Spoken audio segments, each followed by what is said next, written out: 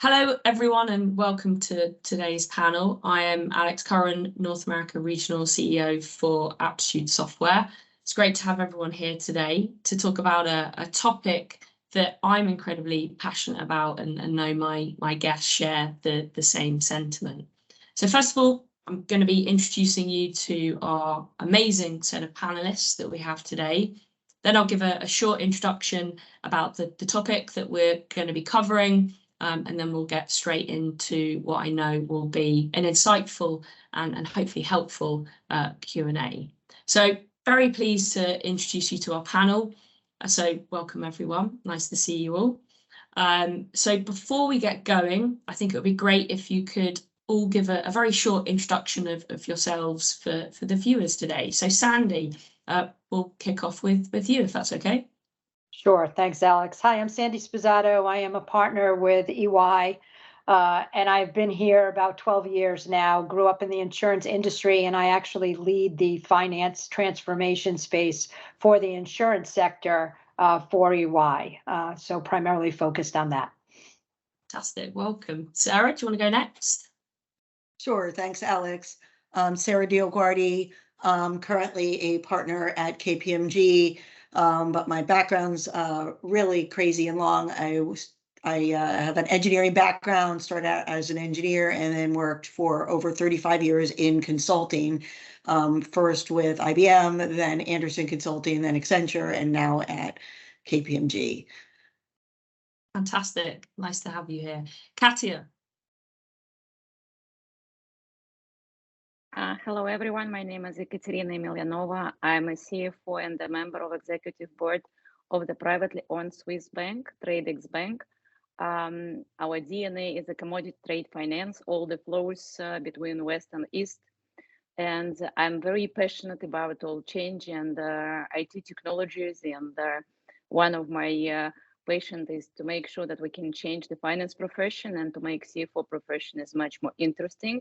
And on top of my pay job, I'm a chairwoman of IMA Swiss chapter. It's Institute of Management Accountants. And we are doing a lot of events trying to bring some changes into the finance profession. Fantastic. Welcome to today's panel. Sirisha. Hi, everyone. I'm Sirisha Dasu. I work at a company called VMware. I'm Vice President of Finance Systems and Solutions. At the risk of sounding old, I have 30 plus years of experience in the tech industry, and I have tons of ERP experience as well as many SaaS and sub tools. Any tool that finance uses, my team has helped implement. So I'm looking forward to being on this panel. Thank you so much for having me. Fantastic. Welcome. Karen. Hi, my name is Karen Nunn. I risk that same thing, Sirisha. I have been in the accounting field for over 30 years. The last 20 have been spent at Healthcare Service Corp. I'm a divisional vice president over financial operations, and I also lead the support for the financial systems. Almost 20 years here now, so it goes fast. Very good, very good. And Terry? Hi, Terry Smith. I work currently for Betacom and as the EVP Finance and Accounting.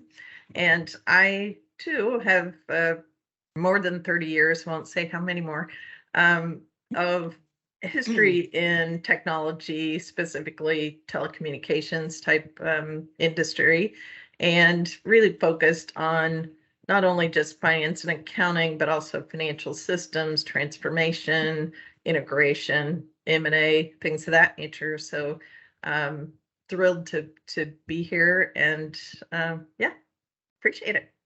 Very good, thrilled to have you. And Sian. Thanks, Alex. And hi, everyone. So I'm Sian Chabatoni. I'm the head of global marketing here at Aptitude. I'm based in Manchester in the UK. My role's very broad, but I mainly focus on campaigns and branding. I was really keen to get involved in this panel as it's something that I'm very interested in, particularly having led diverse teams throughout my 20 plus, maybe more like 30 years career as well. also because I'm on the Diversity and Inclusion Steer Co at Aptitude, and this is a topic that we're going to be covering in detail this year. So thanks again for inviting me, Alex. Very good. Cool. Excellent. So on to today's topic. So as I said, right, the topic is near and dear to my heart, and something that I believe is important for all leaders to champion. And that topic, the topic of our panel, is women in leadership, and that's rising through the ranks. So research consistently shows that women are significantly underrepresented in leadership roles for myriad reasons. And in an effort to learn from the stories of who have made it, obviously we've assembled the roundtable of women leaders today, who have ascended to the top of their organisations. So our discussion today will focus on how the panelists have seized advantages, made the most of mentoring opportunities, and navigated career hurdles. So regardless of your career or current career stage, hopefully you'll all walk away with some valuable advice on how to reach a senior leadership level. So without further ado, let's get the discussion started. So for me, increasing women's representation in management or leadership teams or in the boardrooms is important for many reasons, including lots of research pointing to the fact that diverse leadership teams, gender balanced organizations perform better. And therefore, I think it should be in every organization's best interest to get that balance right. So what I'd like to ask Sirisha first of all is, what do you feel and what have you seen as the main benefits of having women in leadership roles and creating that balance? Yeah, I do strongly believe that we are significantly underrepresented. I am heartened to see this changing and awareness, especially in California, where I'm based out of. There is actually quite a significant legal initiatives that are in effort that say women should be on boards, and also they actually measure all of the diversity statistics, which helps. But Yep. The main reason I think it's in companies' best advantage to have women in leadership roles is because of the ability for us to go past the echo chamber. When you Yep. have a consistent representation, you're not hearing other points of view. And there's been so many studies that show women are more empathetic, and they're better negotiators. They consider all aspects. They want to always have a win-win solution, not a win-lose solution. So there's so many key reasons why I think it's in any company or corporation's best advantage to have women on leadership boards. So I'll pause there and see if other panelists have other wisdom to share. Yeah, maybe Karen, is this something you see, obviously in your role at HCSC, and what benefits have you seen? Sure. I agree with Sirisha. There are some innate abilities that women carry to build deeper relationships, and that really assists with understanding what makes the teams tick, what's important to them. Also, women tend to be very effective multitaskers, and it allows us to focus on a lot of things at the same time. It feels supernatural when you become a woman, but I mean a mother, but it really assists you with focusing on what the organization needs as well as what your team needs, and moving that needle forward. So in the space of diversity and diversity initiatives, I do feel that there's been progress, but we need to continue down that path. Yeah, and at pace as well. Yes.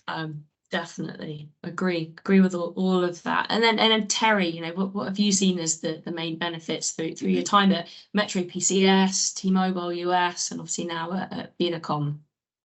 Yeah,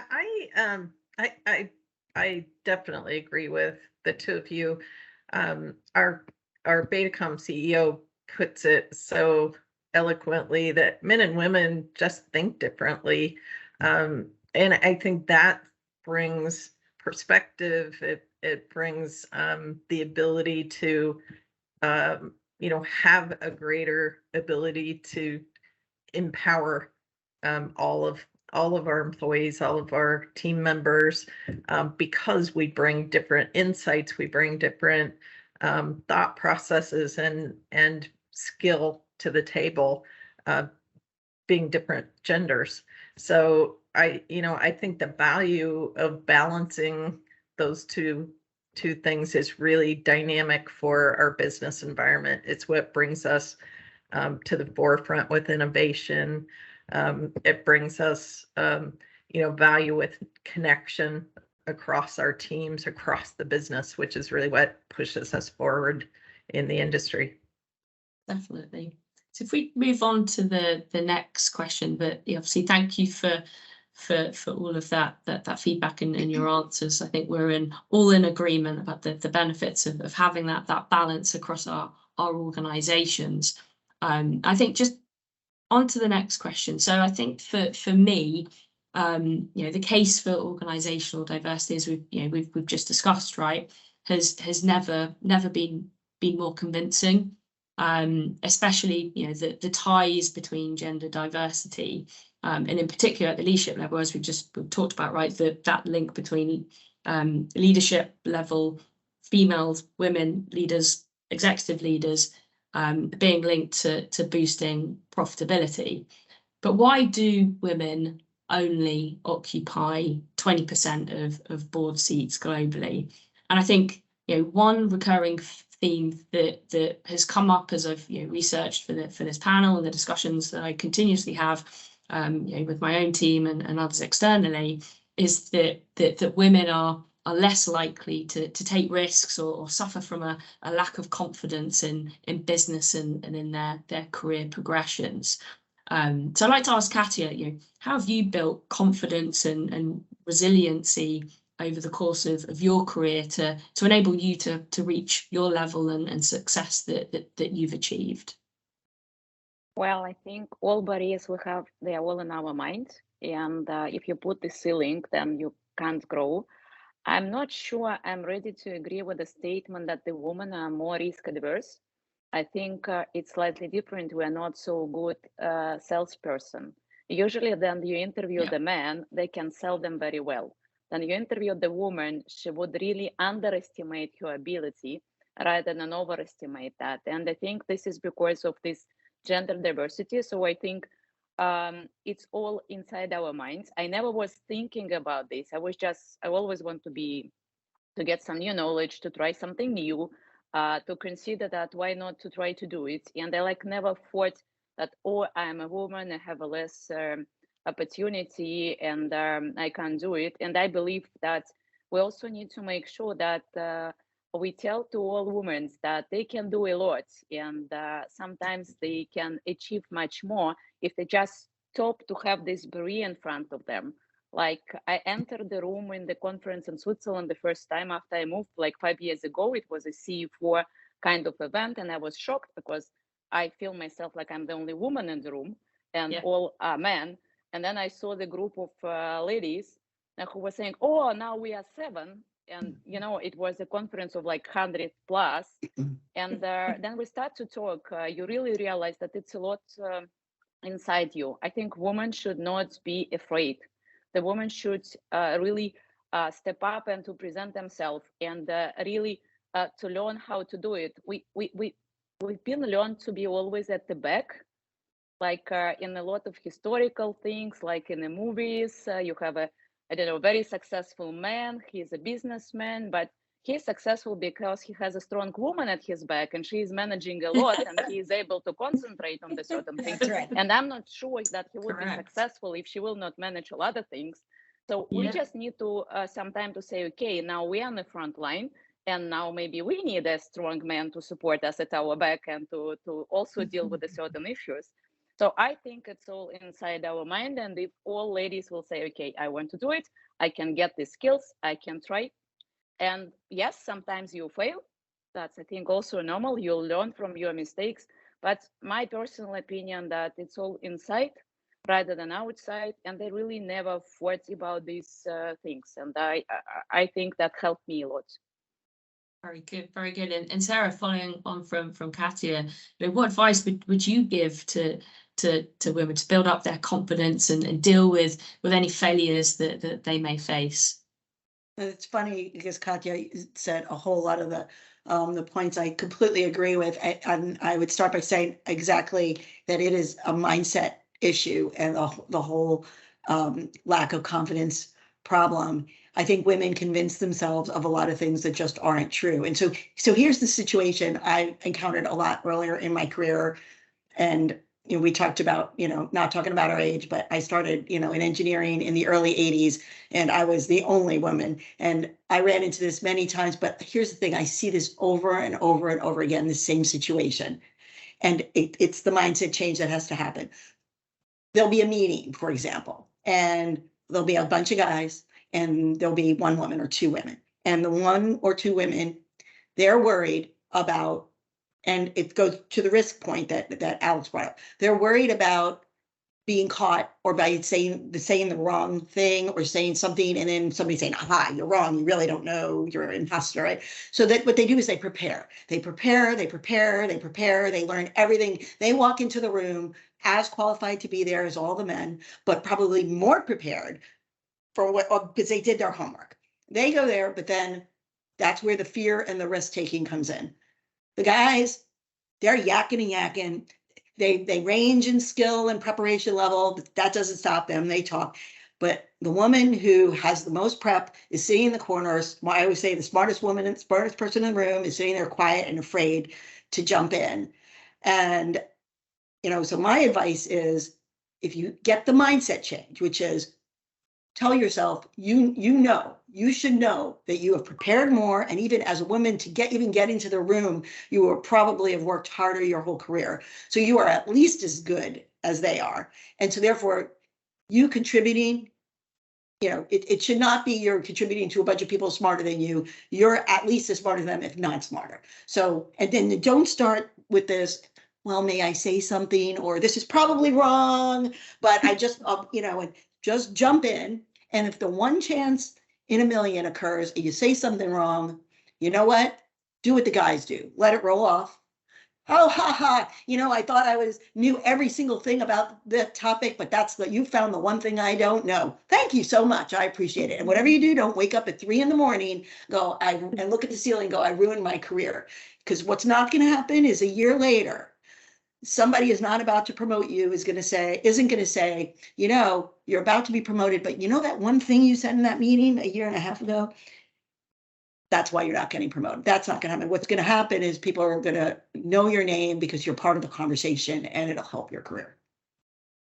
Good. And Sandy, following up from Katia and Sarah, how have you built your confidence and resiliency over the course of your career? I mean, I guess a lot of the things that they both mentioned still hold true. I think for me personally, Alex, a lot of it was not being afraid to take a chance. Yep. I tell my team every day that, I know I'm not the smartest person in the room sometimes. There's people smarter than me. There's people that don't know as much as I do.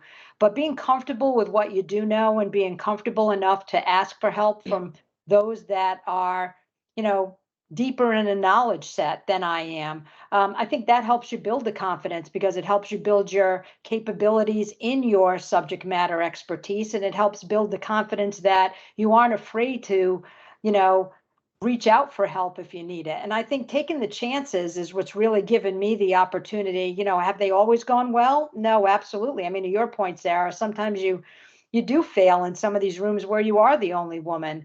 But I think those failures, you learn a lot from them. And I think taking that chance has allowed me to build the confidence I need to be able to feel like I am an equal in a room where I usually am the only woman. And that's really kind of helped me move it forward. Yeah, I think you raise a really good point, Sandy, about reaching out and asking for help, because that has multiple benefits, right? You're learning from others, which is obviously really important. And in addition to that, you're building your network, and then you're building your support network, which then again helps you progress across an organization. So yeah, some incredible advice in answer to that question. So thank you guys. So moving on to our next question. So I would say a recurring theme that I think continuously comes up when we discuss rising through the ranks, and obviously having the confidence to do so, which we've just covered. But what continuously comes up is the importance of cultivating talent much earlier and making sure that there are the proper kind of career and support frameworks, including mentoring. I've been lucky enough to have several mentors throughout my career and obviously recognise the benefits. Sirisha, I'd definitely love to hear from you on how you mentor others to inspire or have the confidence to progress. Yeah, I think from a mentoring perspective, it's really important as a mentee, you are prepared with what you're looking for from the mentor, because frequently, people approach you saying, would you be my mentor? I really admire what is it that you do. But as a mentor, you are giving time to that person. So it helps for mentees to be organized with what they are looking for. That's just something I ask, like, what is it that you're looking for from this relationship? I'm happy to help.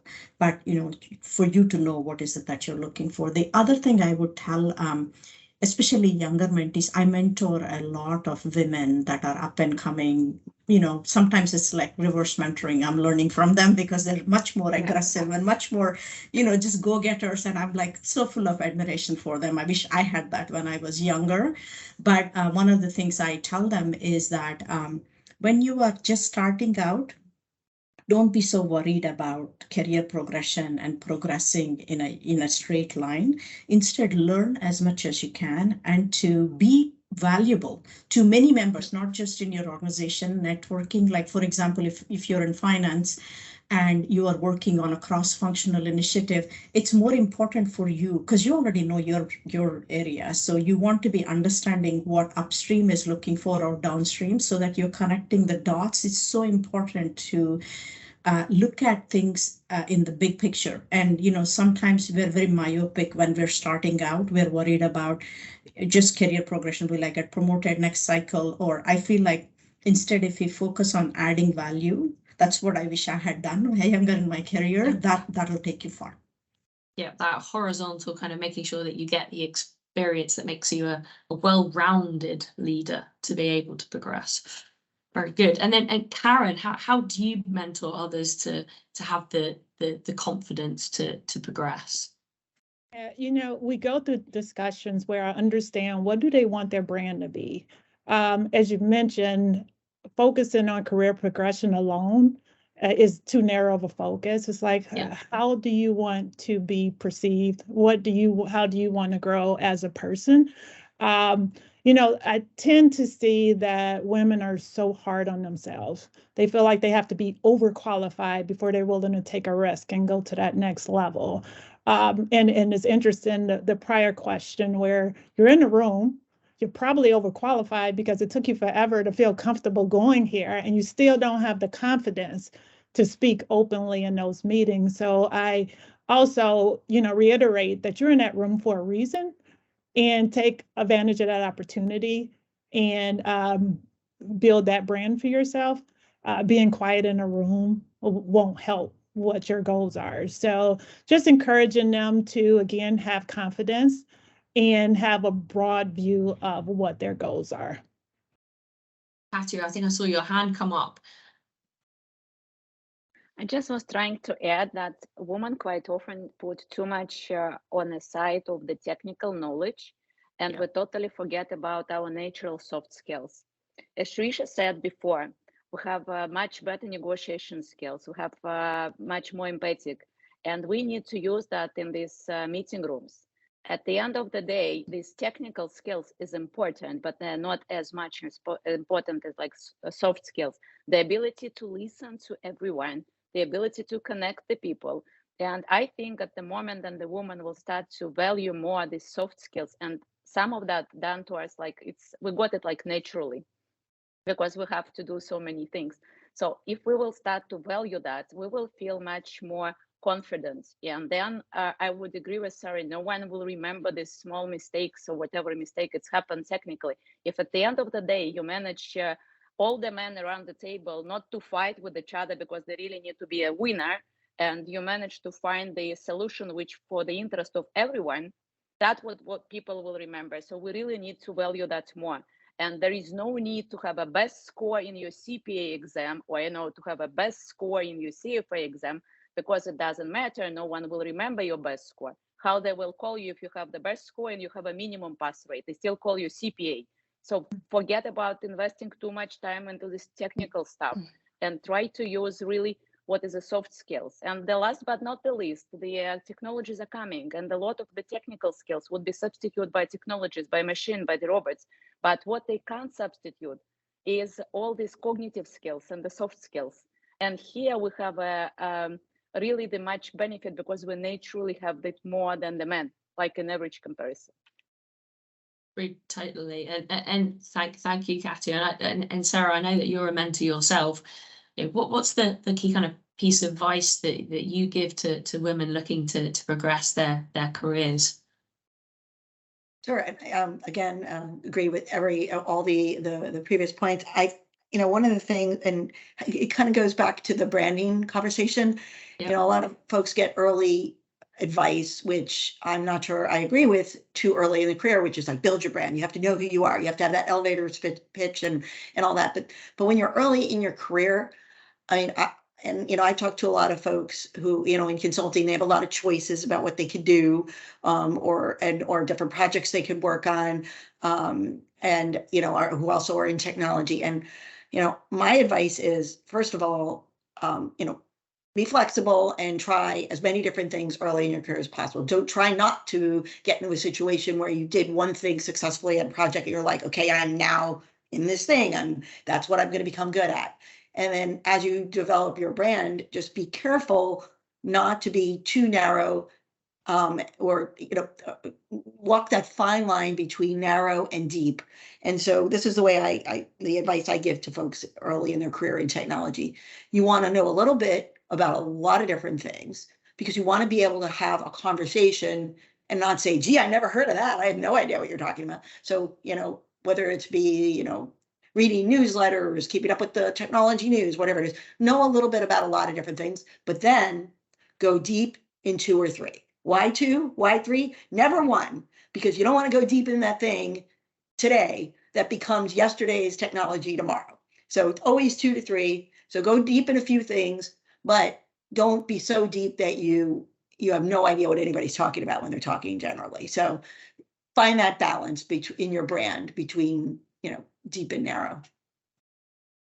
Very good. And I think we've also all had that one or two mentor or teachers that have inspired us. Sian, is there one individual mentor teacher that's inspired you in your career? Yeah, one of my previous roles, I had a really brilliant manager who did really inspire me, and he encouraged me out of my comfort zone all the time. And one of the things he told me was that I was better than I knew I was. And that really stuck with me and really gave me confidence in my role. And so I always try and emulate this with my team now. So in terms of how I manage them, I have regular one-to-ones with them, depending on how often they want to have them. But I really try and get to know them and what their strengths and weaknesses are, and really work with them on that so that I can help them become the best that they can be.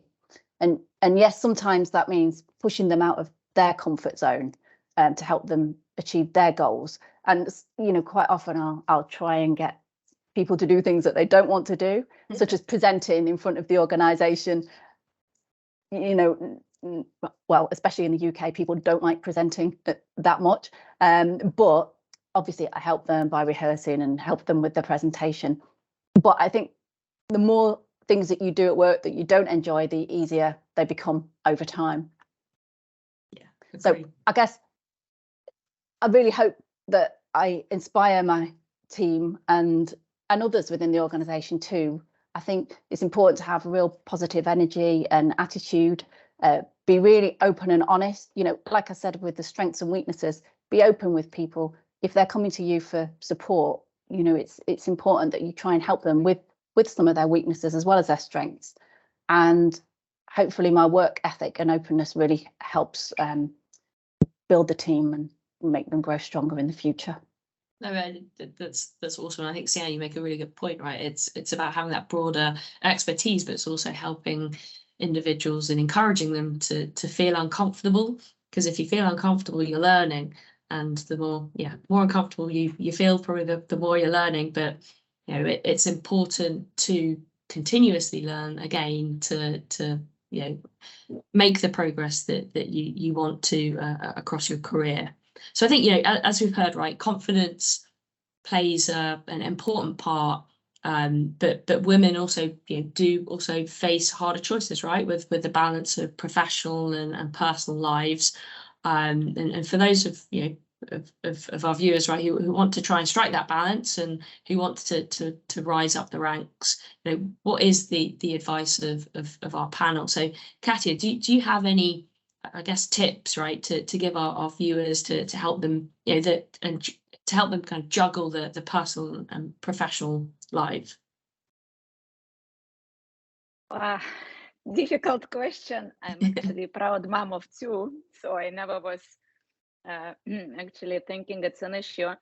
Once again, it's about mindsets, because one of the problem a lot of women have, they believe, oh, I would be a bad mom if I have to work.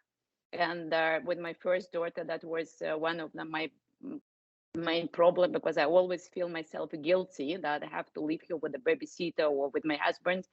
But then I just decided that, will I be a happy mom if I stay at home and spend 24/7 with her? And unfortunately not, because I won't be happy as a person. And my daughter, does she want to have a happy mom 24/7 with her, or she wants to have a happy mom who feels herself successful and who realize her dreams? And then, okay, I may be spending free hours, but it's 3 hours, which is dedicated to my daughter, and I'm not doing other things. And this, I believe, was also important as we discuss about mindsets and how it works. And I think the same story. So think about yourself. In order to be successful, you need first to believe in yourself, and you really need to love yourself, because if you love yourself, if you believe in you, the other people will start to feel it, and they also start to support you. So just don't be guilty. Don't try to think that, okay, if I'm building up career, I have to give up my private life, or I don't know, I have these issues with the kids. And I mentioned that before about this very successful man who has a woman at the back.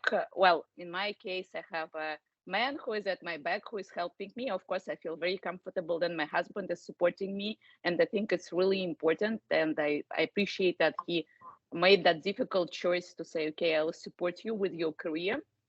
And I just we were discussing, and I want to tell you one story.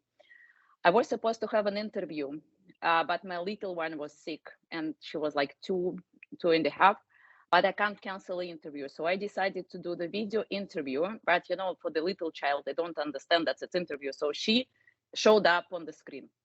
And it happened that the name of the person whom I was interviewing is the same like my daughter, so she was not able to distinguish.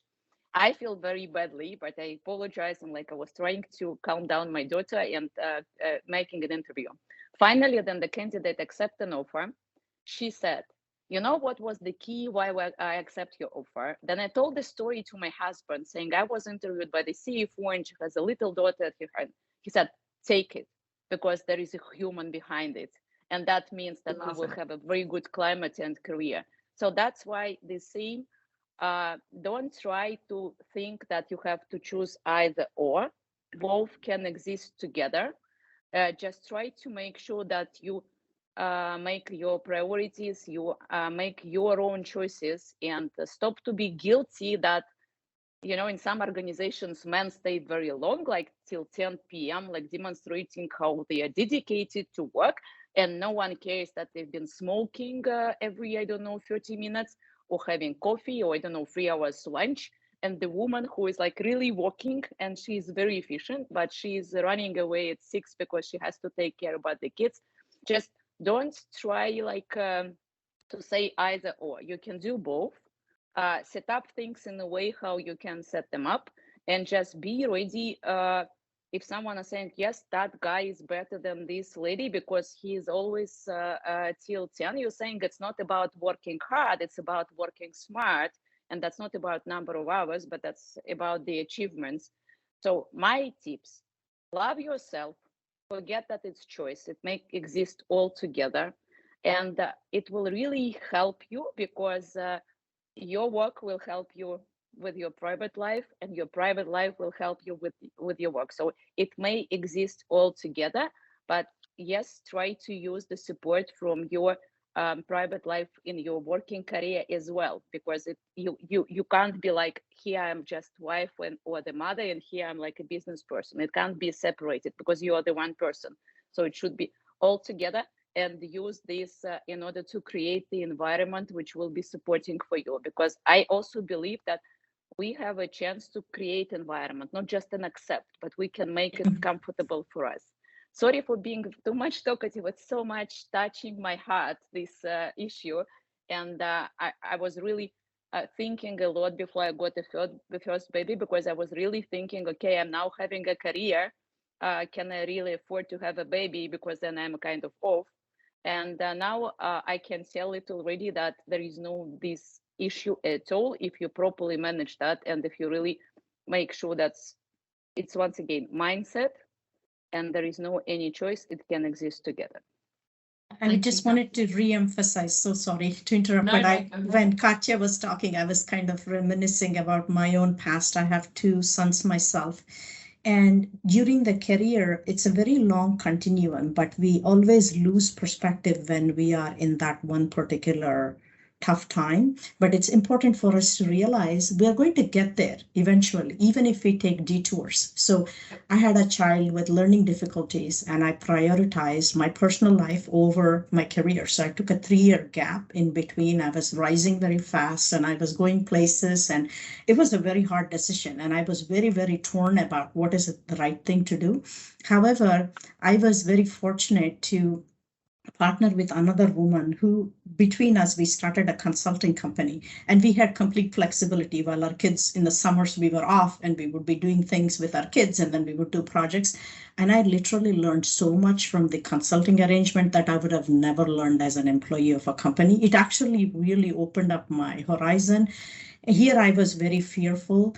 I never quit a job without having something lined up. What will happen? You know, I had so many doubts, but I'm with Katya on this. I think you need to be creative, and you need to love yourself and prioritize things that are important to you. Things will fall in place. It will all work out.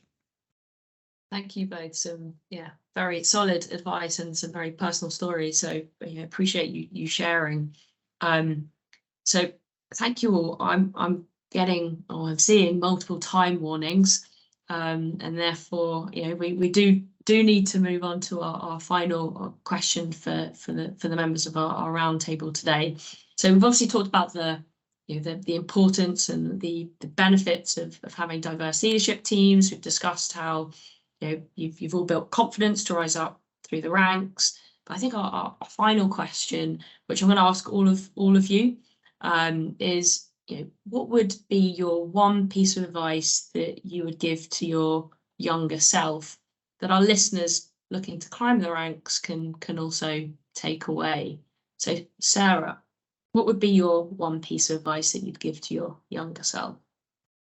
Well, I talked a little bit about being flexible earlier in your career. I think the one piece of advice I would give is, you could have your specific goals about what you want to do, what you thought you were going to do when you left college and you started your career. You could have your goals and your preferences, but try different things. And here's the piece of advice: follow the path of opportunity. And what does that mean? Sometimes you say, I'm going to do this and I'm going to get this job, but then another path opens, and the path is not what you wanted to do, but it's an opportunity. And oftentimes that path, it might not be that random. And maybe someone saw a potential in you didn't see, or someone asked you to manage a group that has nothing to do with where you thought you were going, or a mentor gave you an opportunity to do something because they thought you'd be really good at it. But oftentimes, don't turn your nose off at a path of opportunity if it's not what you want to do. Follow it, see where it takes you. And the more you progress, the more you learn, the more different paths will open in the future for you. That's my advice. Very good. Thank you, Sarah. Sandy? I mean, I think it ties into what Sarah said. And unfortunately, it kind of sounds like the answer to the last question you asked me. But I think my younger self, it comes down to not being afraid to take a chance, which ties into Sarah's comment about opportunity. You know, I think about when I look back on my career, it was taking a chance on things I never thought I'd do, and being asked to relocate for a job, move to a state I didn't know anyone in, take a chance on a completely different component of my career in finance that I remember someone saying to me, you know, if you don't do this, you got to find something else to do because they're never going to give you this opportunity again. And I decided, you know, I don't know anybody, but what do I have to lose? I can do anything for a year.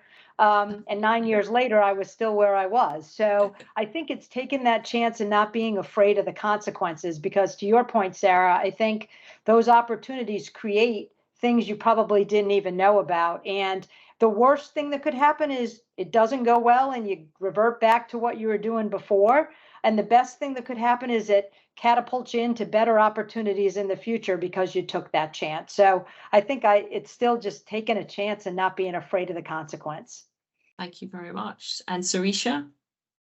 I would say it kind of dovetails into what Sarah was saying. I would say to my younger self, learn as much as you can, be perceived as a problem solver, someone that is working on solutions, and someone, you know, there are easy ways we can do this. Is very practical advice is do job rotations. Sometimes, you know, within your company, there'll be opportunities. You could try it for a few months, or with understanding with your boss, of course. The other thing you can do is helping out a peer when they're going on vacation, saying, I'll do what you're doing. It gives you understanding. And also, like, when the time comes and your manager says, oh, who's my successor? Here's me, who have done everybody's job. I know what they do. I know my own stuff. So it actually gives you the chance to be a succession path for somebody because you have overall knowledge.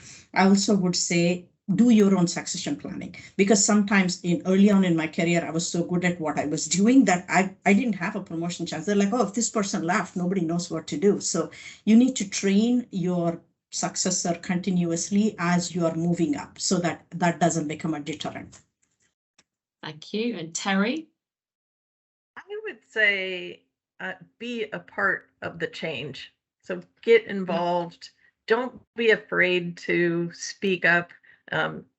Go out and learn the business. Go seek guidance from other leaders or, you know, just peers throughout the business, and really gain perspective on what change is necessary. You know, be a part of that environment, be a part of pushing things forward, and, you know, do that with the thought in mind of creating balance for yourself, whatever that means. And for me, that I was never good at the balance piece of it. And I think that is one area that if I could go back in time, I would try much more, just much harder to figure out what balance meant to me. And I think it's very important to refresh your mind, to have other things outside of your business environment, and that change you're trying to create in that environment and for yourself. Good. And Karen? I recall about 15 years into my career, I had a mentoring session, and within 15 minutes of the discussion, she said, don't be so hard on yourself. And I immediately started crying, and I couldn't stop. That lady didn't know what she signed up for there. But ultimately, it helped me to learn, and I wish I had known that 15 years before, that perfection should not be the goal. It's not failure. Unexpected things happen, and you learn from them. And they could really, reduce your confidence and not allow you to take chances. It does make you more risk averse. So, you know, if I wasn't so hard on myself, I think I would have had the confidence to go for more opportunities, and it would have driven me a little earlier. Katia? Thank you, Karen. Well, I think I just joined what others said. We were talking about diversity, but seems like recipe is the same. Don't be afraid to experiment, and don't be afraid to take some risk. And I think it's the key, and everyone just mentioned that. That's the key. But maybe another one, which I still think it's important to stress out, that was also mentioned by Karin and Briadis, that love yourself, believe in you. And that's, I think, also important. So these two things, but there is no anything special. Seems like the recipe is the same for all of us. Definitely. And Siam. Well, some advice given to me quite early on in my career was that I was really great at marketing, but not great at selling myself, which some others, I think Sarah and Katja touched on earlier. So I was at the time, I thought that my great work would just speak for itself. And obviously sometimes it does, but I think perhaps more often it gets quickly forgotten in our hectic onto the next task environment that I've always worked in. So my advice to my younger self would be, don't be afraid to take time to be proud of the great work you do, and blow your own trumpet at work and try to do it regularly. I think we kind of touched on that. I think Terry, you touched on that. So whether that's, a quick recap in a meeting or an update email to the team, you celebrate your successes. I think, well, speaking for myself, it's something that, I try and do from hearing that from my old boss, and I try and do that regularly now. And I was looking for a good quote to round this section off, and the best one that I could find related to this topic was one by the writer A.A. Milne. And he said, "Always remember, you're braver than you believe, you're stronger than you seem, and smarter than you think." And I thought this was a really great philosophy to share with your teams and help them climb the ranks to grow and prosper in the future. Thank you, Sienna, and thank you all of you for your time today. And to our viewers, I really do hope that you found today valuable. And remember, have confidence, create balance, take those opportunities, but I think most importantly, enjoy yourself as you are rising up the ranks. Thank you, everyone.